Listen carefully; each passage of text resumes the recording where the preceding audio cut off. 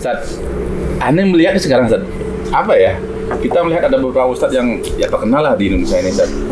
Kalau dulu ummahat atau emak atau muslimah ini apa namanya ngefans istilahnya bahasa keren, ngepen gitu, ngepen terhadap mereka. Nah, ketika ustadz ini menikah lagi, mereka berpindah, Ustaz. Artinya mereka nggak jadi artinya berkurang kesukaan mereka terhadap ustadz ini. Padahal ilmunya masya Allah gitu, Ustaz.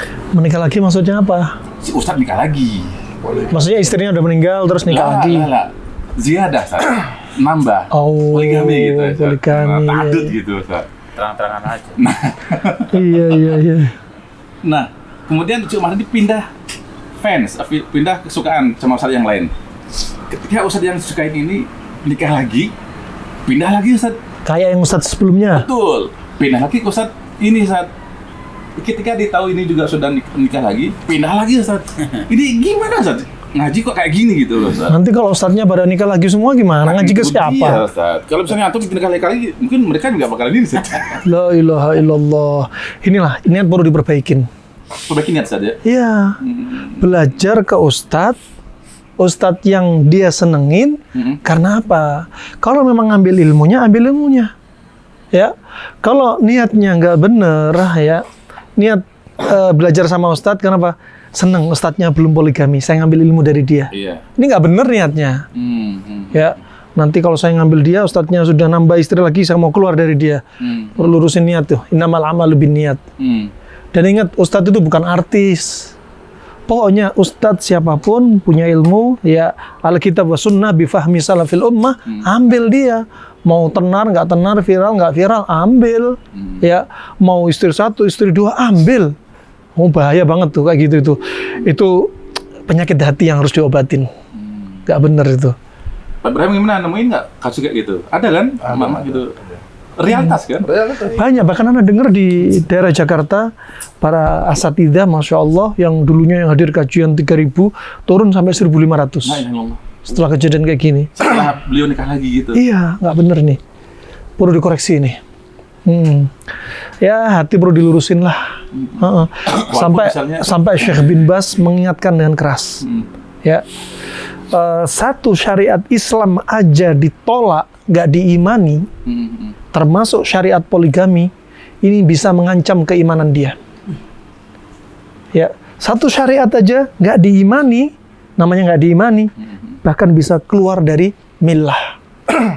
Ini Syekh bin Baz, bukan kita orang, tapi kita yakin mama atau ibu-ibu, saudari-saudari kita bukan nggak beriman, cuma mereka belum menerima artinya belum mengamalkan. Kalau menerima tapi belum bisa mengamalkan. Kadang-kadang mereka bilang gini, Ustaz, silakan, saya nggak menentang syariat itu, cuman jangan di saya deh. Adanya kan ada kutip, ini penolakan halus dari sisi syariat gitu, Ustaz.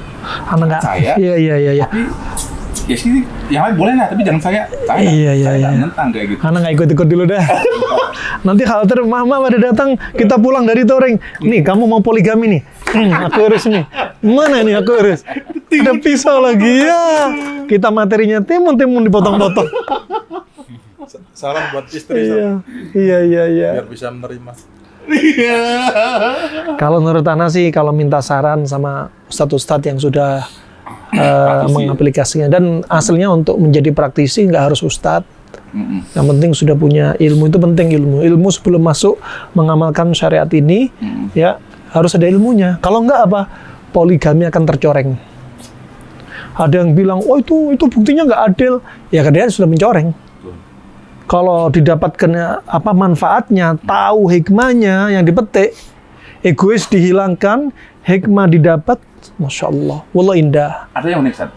Ketika seorang dai atau ketika seorang yang sudah mengenal sunnah melakukan hal tersebut dan seolah tercoreng gitu kan. Tapi di sisi lain ada yang orang awam justru akur banget misalnya. Bahkan itu ajibnya itu. Katanya kan tadi harus berilmu. Nah ini orang awam bisa seperti itu gitu, Ustaz. Mereka alal fitrah. Ya. Mereka alal fitrah. Nah, dan fitrahnya kaum laki-laki itu memang kayak gitu. Ya sudah gimana? Makanya Allah berfirman, fankihu ma taba lakum minan nisa'i berapa? Masna wa thulatha wa ruba. Kita harus doa dulu. Nah, nggak disebutin satu di sini, ya.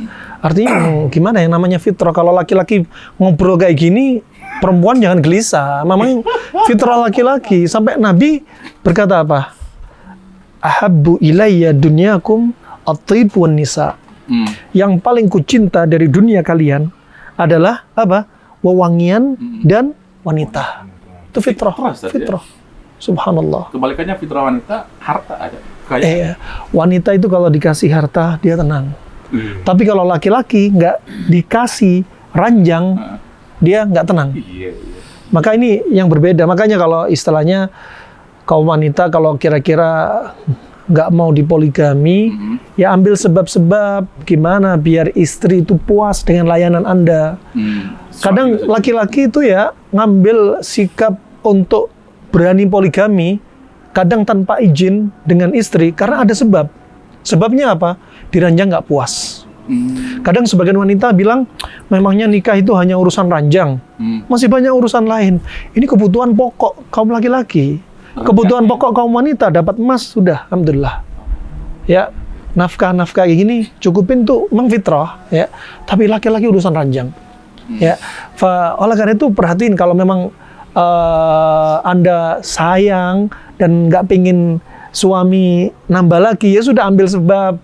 Di antaranya apa? Berpenampilan sebaik-baik penampilan, berhias di hadapan suaminya, mesrain suaminya, layanin suaminya, ya. Dan apa? Ya tundukkan pandangan suaminya dengan layanan Anda. Tapi kalau si istri mager, malas gerak, nggak mau layanin suami, suka apa?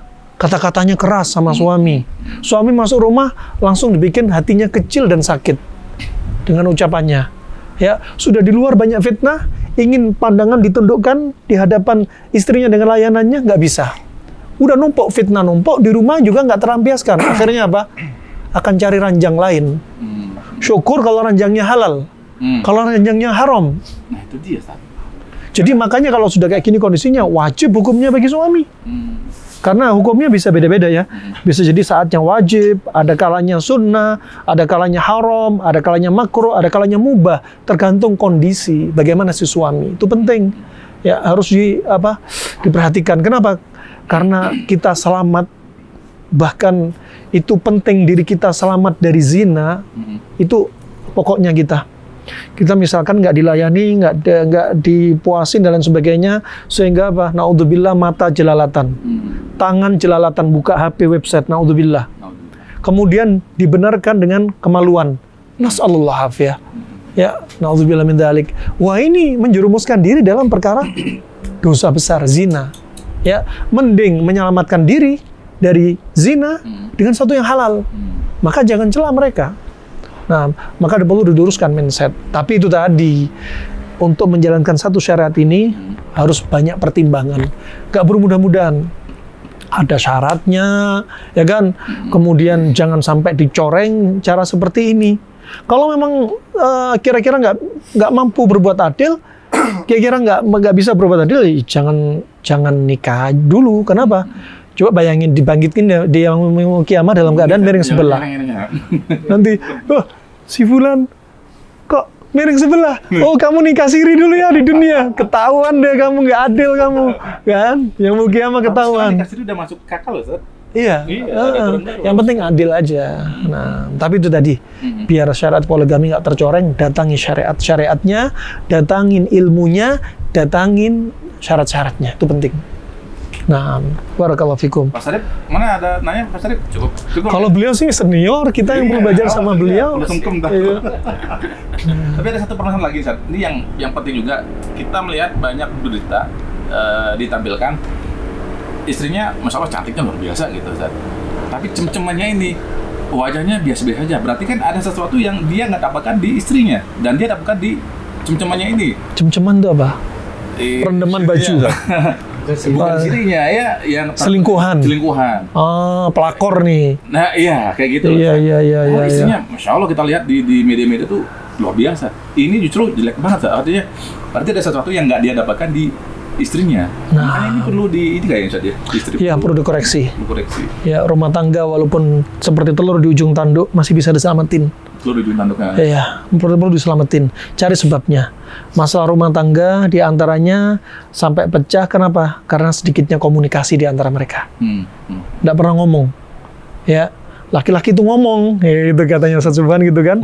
Ya, jangan gerundel aja, diem gitu kan. Ngomong. Ya. Takut dicakar sama bininya. Iya. Aing mau. Gitu. Makanya katanya orang Arab as-saraha roha. Terus terang itu lebih tenang. Ya, terus terang itu lebih tenang, lebih nyaman. Nah, dan seperti tadi, kok cem-ceman ya? Anda bilang gitu, istilahnya pelakor nih, ini wanita yang jadi pelakor nih, bagi dia lebih nyaman daripada istrinya. Kenapa? Karena nggak dapat ketenangan di istrinya. Walaupun cantik, tapi kalau akhlaknya buruk, hilang cantik itu, pudar. Padahal cantiknya itu sepakat orang. Ini orang cantik, ini gak ada khilaf di antara manusia. Tapi karena sudah akhlak, subhanallah, rumah yang luas terasa sempit. Ya, masya Allah, wajah yang cantik terasa nggak ada nilainya. Kenapa? Hati yang bedain.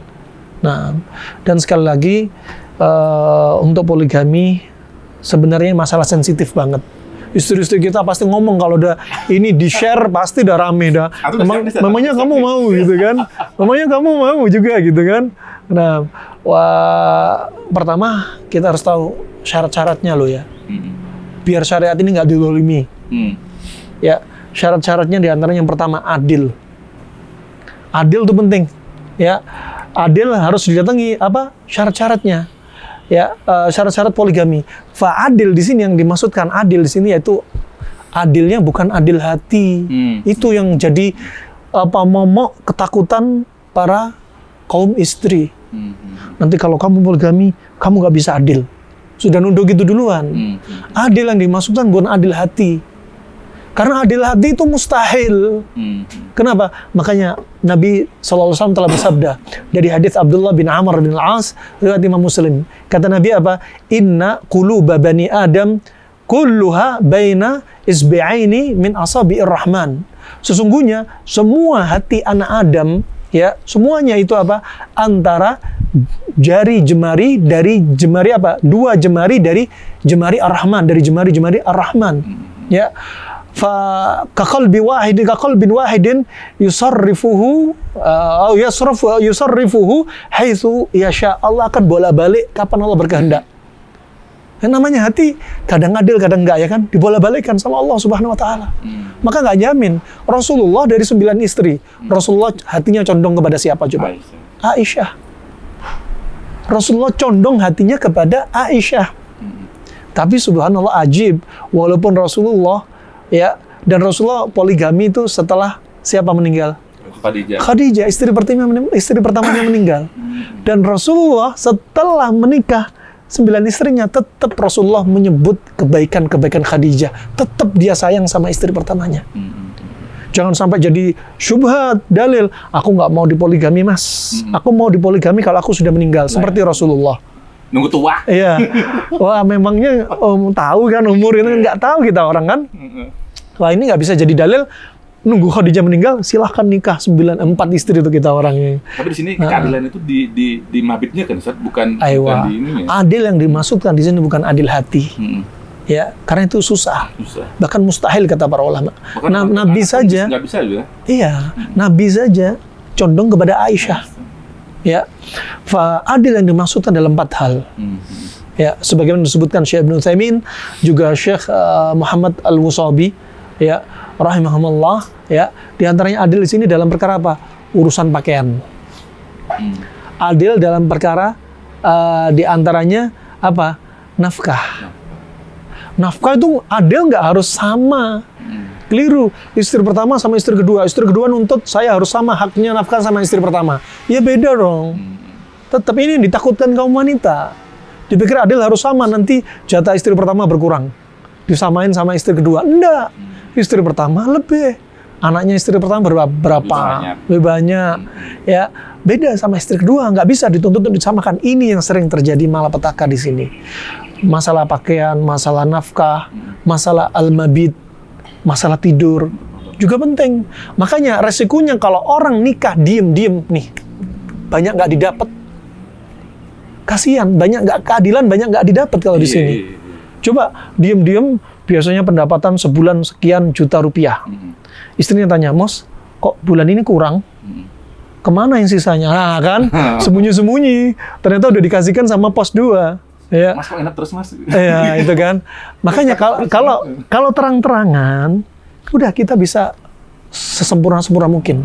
Makanya kalau mau poligami, lihat kebiasaan Nabi. Lihat bagaimana Nabi poligami. Kembali kepada apa yang dilakukan Nabi. Itu ya, dalam perkara apa tadi? Pakaian, nafkah, terus mabit. Mabit bagi-bagi. Kalau ini satu hari, sama dong. Kalau istri cuma 2 hari. Ya, sepekan. Kalau lagi sakit, di istri yang satunya, nggak kebagian, dikodok dong. Ada kodoknya. Dah ajib kayak gitu coba. Nah, dan al-mabit nggak mensyaratkan permisi ya, karamakumullah. Ya, ilmu harus disampaikan ya. Innallaha yastahi minal haq ya.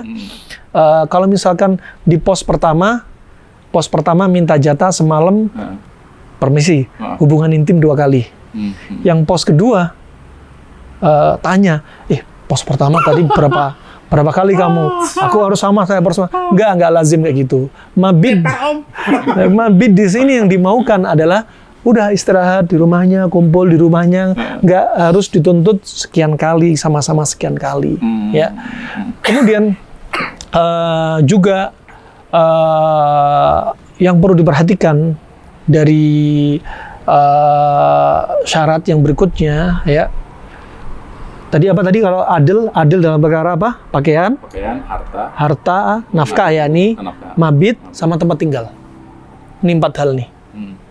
Ya, jangan Masya Allah istri yang pertama rumah katakan kayak gini ya. Masya Allah. Istri kedua dapat villa berapa tingkat. Ya, ini bisa-bisa apa? Terjadi ketimpangan, ketidakadilan, ini yang dimaksudin. Jadi bukan hati. Ya, bukan hati. Kemudian syarat yang kedua. Syarat kedua sekarang ya. Tadi pertama adil, yang kedua syarat kedua qudrah al-jinsiyah. Qudratul jinsiyah. Kekuatan jinsiyah. Subhanallah, istri 1 setahun pun nggak didatengin.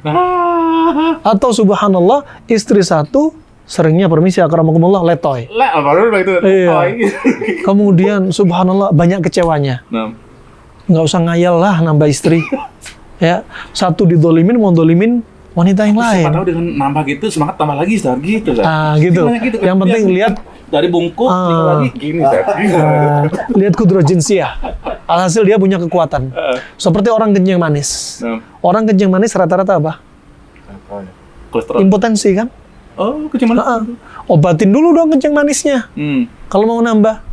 Ya, karena itu juga dibutuhkan kaum wanita. Nah, dan tujuan nikah seperti itu. Kemudian syarat yang berikutnya yaitu qudratul maliyah. Kemampuan untuk menafkahi. Kemampuan untuk menafkahi ini nggak mutlak. Ya, rezeki di tangan Allah Subhanahu wa taala. Yang penting kalau mau nambah sambil ngambil sebab. Jangan nambah terus saya tawakal. Tapi nggak ngambil sebab untuk mencari rezeki. Ini namanya tawakul. Pasrah sama Allah terkait rezeki tapi nggak ngambil sebab. Tawakal yang cacat, nggak sempurna. Baik. Berapa syarat sekarang? 2 tadi. 3. 3. Loncat-loncat aja antum. Nah, syarat yang keempat, ya. Syarat yang keempat adalah ghurfat mustaqillah.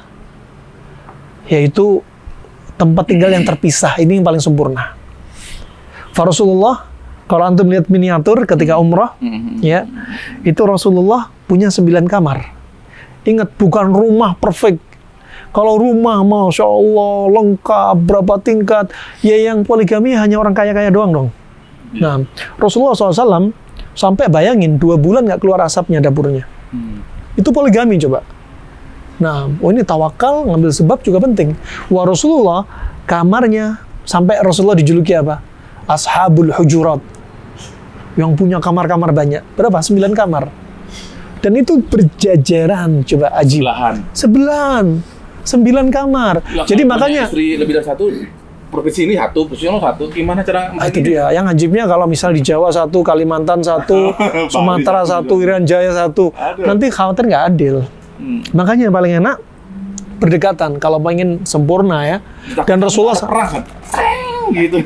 Itu dia tarbiyahnya laki-laki penting di sini. Laki-laki harus bisa didik, ya. Jangan laki-laki subhanallah dididik sama Bini.